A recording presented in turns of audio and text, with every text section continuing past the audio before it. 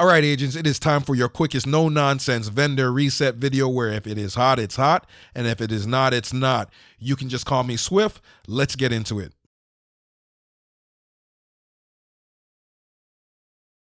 All right, so the first item up at the White House vendor is a Pyromaniac. Love this gun. Ignited, perfect ignited. If you don't have one and you just want to get one for the collection, go ahead and pick that up. That G36, underrated gun. Love that gun. Love how it fires with Vindictive on that one. The rolls aren't that great, but let's go ahead and take a look at what's at the Clan vendor this week. So the first item up at the Clan vendor is going to be the Mechanical Animal. This one's got some decent rolls on here. You can max out that damage to health. My issue with this gun is that if you're running a skill build with all skill attributes, you're not going to have any weapon damage. You won't be killing anything with it. So I think that gun itself is a dud. Striker holster there with a decent amount of weapon damage on there. Not too bad. I would pick that up if you wanted to build a striker build. Foundry Bulwark knee pads. I mean, they're a dime a dozen. You can get them. That one had max explosive damage if that's what you want. But let's take a look at this AUG. I absolutely believe Strained is a talent that should be on an LMG, particularly a slow-firing LMG. Mine hits 1.2 mil with my DPS build. But if you want it on this SMG, then go ahead and pick it up. Re-roll that last roll, and you will have a max rolled out AUG. Everything else here is not going to be great, so let's go ahead and take a look at our other vendors, starting off with the Thader Settlement. So at the Thader Settlement, the first item up is the Surge. I hate this gun. If you get a chance to fire it, it does need a stability mod. It just doesn't hit hard enough. I would not mess with that weapon. Definitely get yourself a Harmony or something with that in-sync talent on it. All right, now at the Campus Settlement, the first thing up is the Carnage. Of course, it is built off, some people call it the Negev, some people call it the Iwi. That's what it's built off of. I've never seen one that's max roll, so this is very much of the same. Everything else at this vendor is going to be terrible, so go ahead and fast forward. The next vendor will be the DZ West. All right, here at the DZ West vendor, the first item up is the Firm Handshake. Terrible. Everything here is going to be terrible. Nothing is going to be exciting. I would say go ahead and fast forward till you get to the next vendor, and let's see what they have in store.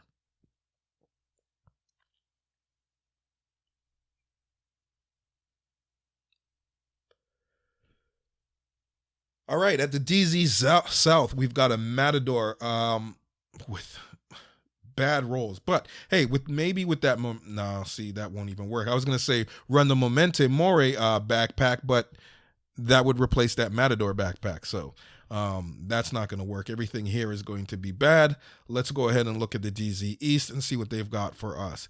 Hollow Man Mask. This used to be a great mask. Used to have 40% hazard protection on it, plus the 10% from the talent of the gear set. They've now made it into headshot damage, which makes no sense to me because you have the Punch Drunk, which has 20% headshot damage. So if you're looking to build a headshot damage build or something with max headshot damage, you're not going to pick the Hollow Man Mask over the Punch Drunk. Over to New York, let's take a look at our vendors here in New York, which do not ever have any named items. First item up is the FAMAS. Nice rolls on this gun, but then we've got Spiked on the talent. I do not like this talent, but if you do want a FAMAS with Spiked, I would say that's a good one. Go ahead and pick it up. Nothing else here is going to be particularly good. We've got that new shotgun that everybody's raving about. I don't find it particularly great. What I do like is the reload, and I think that's what people like about that particular weapon. Let's go to our last vendor here in New York. And an Enhanced PP-19, terrible gun, or terrible rolls rather. Another one of the new shotguns. This Police Magnum here has the talent Sadist, and if you are doing your summit, you definitely need a weapon with Sadis. Once you've completed the summit and you get your project, you're going to need that weapon to turn in. So go ahead and pick that up, put it in your stash, turn it in to complete your project so you don't have to farm. All right, Cassie Mendoza is up next. This is where she can be found right now. Let's see what she has. She has a mechanical animal with better attributes than the last one, but the rolls are lower. I like that damage out of cover, but again, I don't feel like you're going to be killing a bunch of ads with that weapon. Sacrifice here.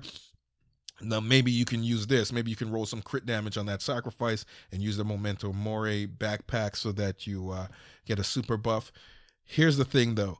A lot of people are probably going to be moving over to Obliterate, since Obliterate has got a buff of 10% weapon damage on it now, bringing it up to 25%.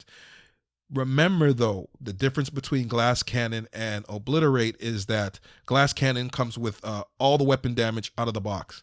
Obliterate, you have to proc that weapon damage. Now, that means you will not be able to use slow-firing weapons to get that max weapon damage, nothing like rifles or anything like that. You will need an AR or a fast-firing LMG.